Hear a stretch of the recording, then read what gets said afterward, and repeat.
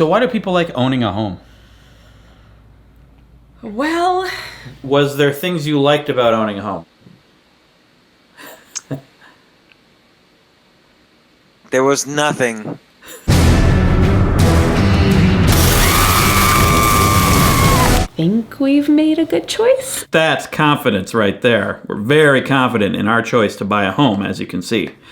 But just for curiosity's sake, and not because we're feeling very vulnerable right now because we just made the largest purchase of our lives and we need reassurance, I talked to a bunch of people to answer my question. So why do people like owning a home? Probably mostly because that's what we've been told that you're supposed to do. Reason number one, it's what you're supposed to do. For a lot of Americans, we grew up with parents who told us home is the most important investment that you'll ever make and that you basically have to own a home. That's Chelsea Fagan. She's a writer, co-founder, and co-host of The Financial Diet. Hey guys, it's Chelsea from The Financial Diet. They talk about personal finance in a way that doesn't make you want to curl up in a ball and cry. So, some people buy a home because of tradition. It's what you do, a sign of adulthood, a rite of passage, the American dream! But before you make this huge of a decision, maybe you should ask yourself, Is this my idea? Is this my family's idea? Is this my school's idea? Is this society's idea? That was James Altucher. I'm James Altucher, and I'm probably one of the stupidest people you'll ever meet. I'll be a little kinder. James is an investor, entrepreneur, blogger, and best-selling author. He recently wrote an article called Don't Buy a Home.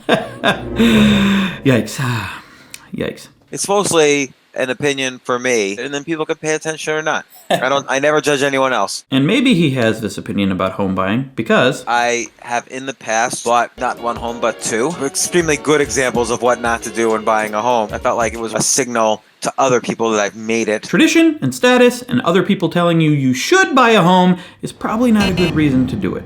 Well, then it's a good thing. I don't think that's why we did it. I don't think that's why we did it, and I think that that's becoming less common. And I think now there's more and more social freedom to live a life that's a little bit more custom. I certainly liked living a life that was more custom. Why is that? I like the flexibility of renting. If there's something I didn't like about a place, I could try another place. If I wanted to move to Austin and have a bunch of tacos, I could move to Austin and have a bunch of tacos. I love tacos. When we had our baby, our friends rented out this place to us for dirt cheap so we could be near the grandparents. Thank you, friends Matt and Jessica, aka Majestica. Pose.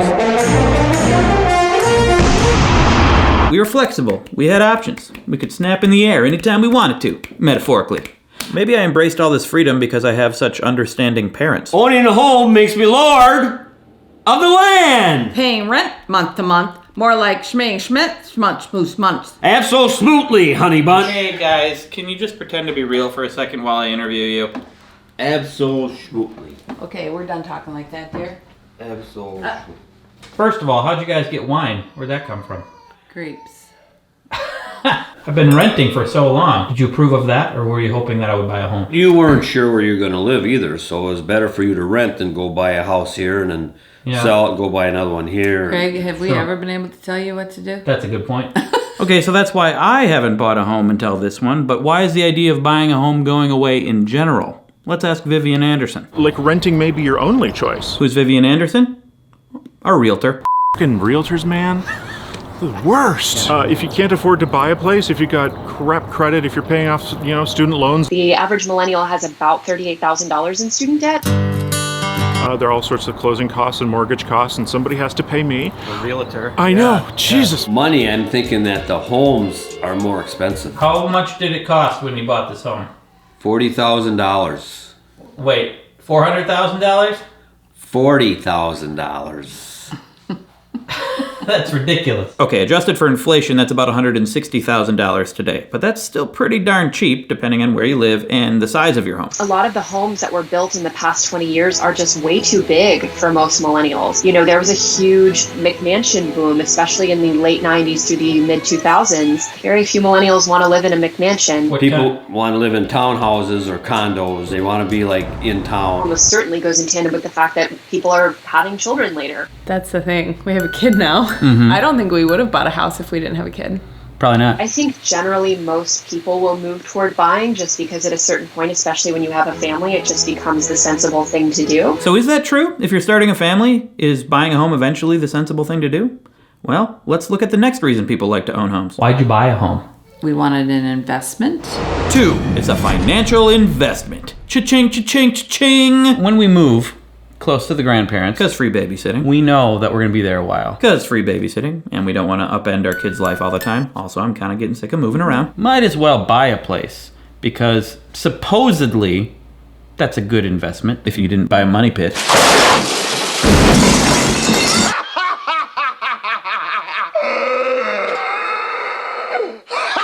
There's definitely going to be stuff that comes up, like a toilet is going to explode or some crap. You know how I am on the toilet. Oh, boy.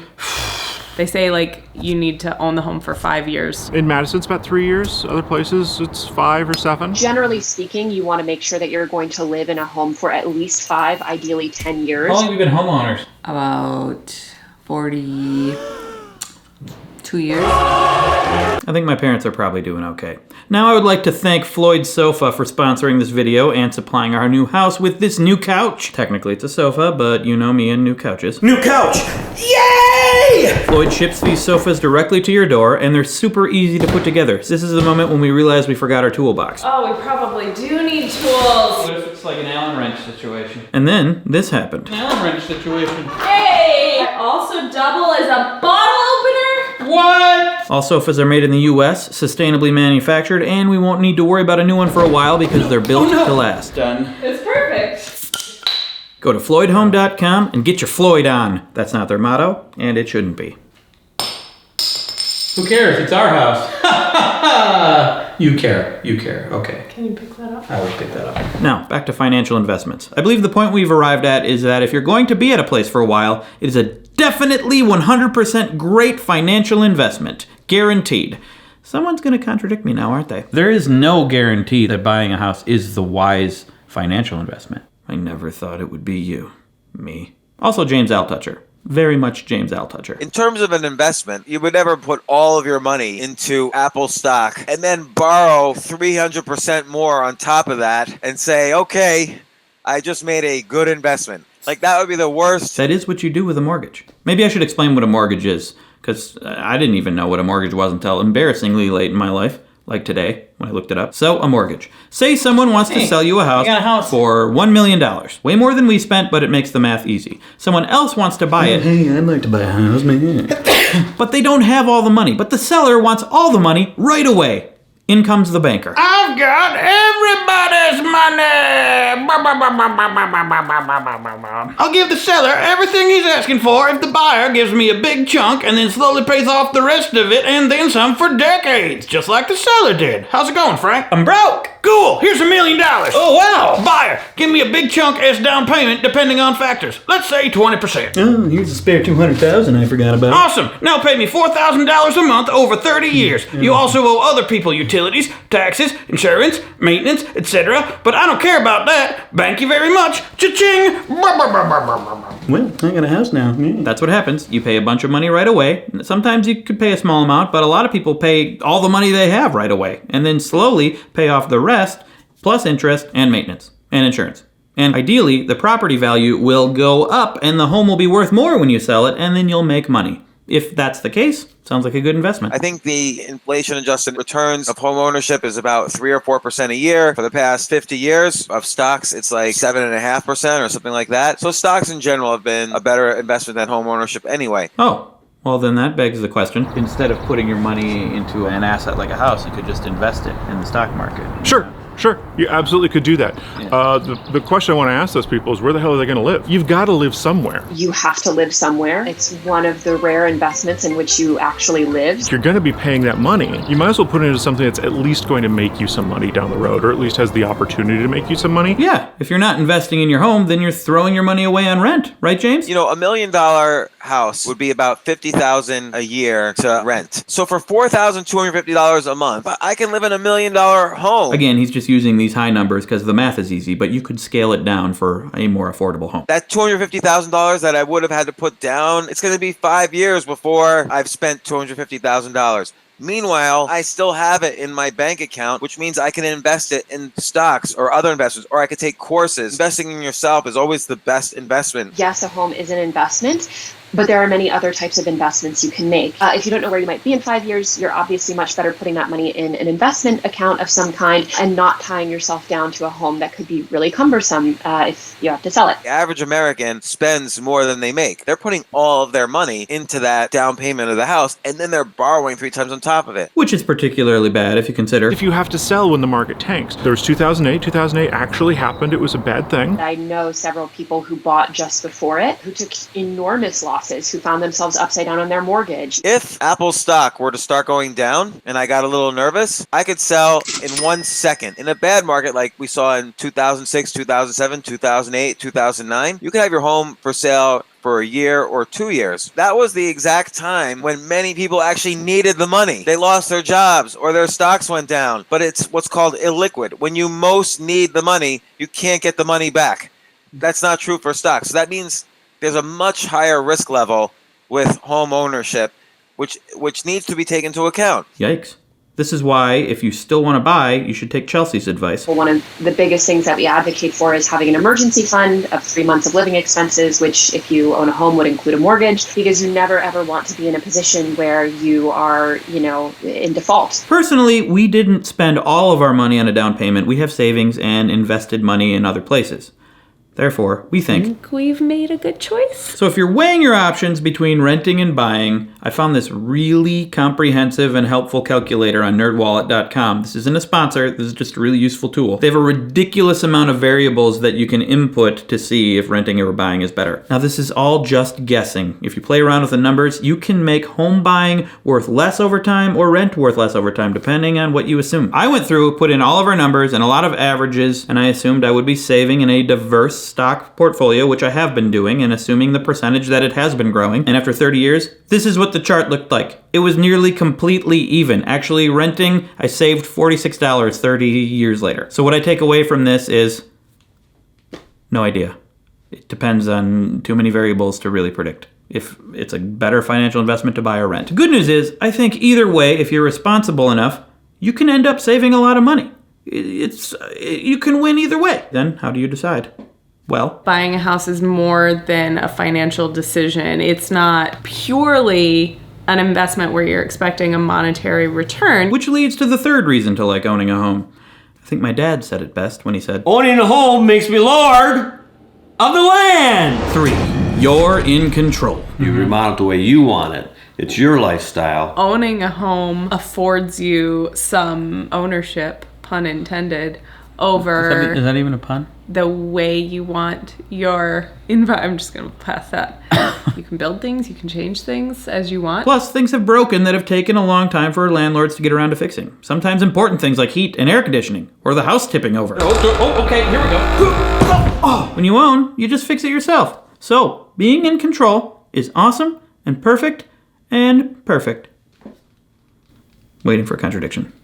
And there's a lot of work that goes into owning a home. You have to mow the lawn. Mow the lawn? Dad, you want to mow the lawn for us? Sure. Things fall apart. You have to redo your roof after 42 years. You've done it 2 times, 3 times. Sounds like a lot of work. But it was all worth it. See? Worth it. And we prepared. We inspected the crap out of the place. That's why you do a home inspection. See? We've pretty much predicted what we're getting into. Nobody can predict their maintenance. The fixing could be expensive. If your air conditioning or plumbing breaks, if your electricity needs to be rewired, if you have to take down a tree that's about to crash into your house. If I'm renting a place, I don't have to buy anything. Okay. So, making a home the way you want it. It's a lot of work and a lot of money. Let's play that clip again. But it was all worth it. Okay. But it's a lot of work. It's still a lot of work. Mom, stop it! Okay, one final reason people like owning homes. When you start to get to the point where you want to settle down and you want to become rooted somewhere, that's a great time to buy. 4, you're ready to put down roots. You know, I've moved a lot throughout my life, and I'm kinda over it. I like the idea of being in one place for a while, not having to worry about being kicked out because the landlord wants to remodel or wants to move in themselves. That's happened to me twice. I like the idea of not moving our daughter from place to place so she has to make new friends everywhere she goes. And if we live in a place for a while, we're actually going to care about making it nice, building off of it, improving it over time. I like the idea of feeling stable. Deciding to buy a house was very comfortable. Now I know where we're going to live. I can think about the future with confidence, knowing that I'm going to be in this place. I won't have the pull to move somewhere else. Well, but what if we move over there? That might be a nice place over there. We gotta go right over there. And it's going to be really nice for the foreseeable future.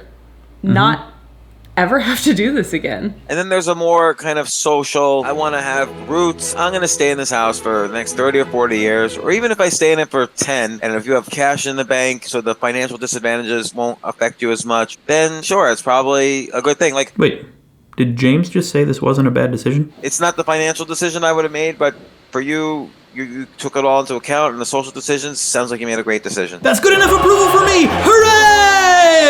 Let's see what the other experts think. First, the easy audience, our realtor. Yeah, so the truth of the matter is, you're not going to be okay.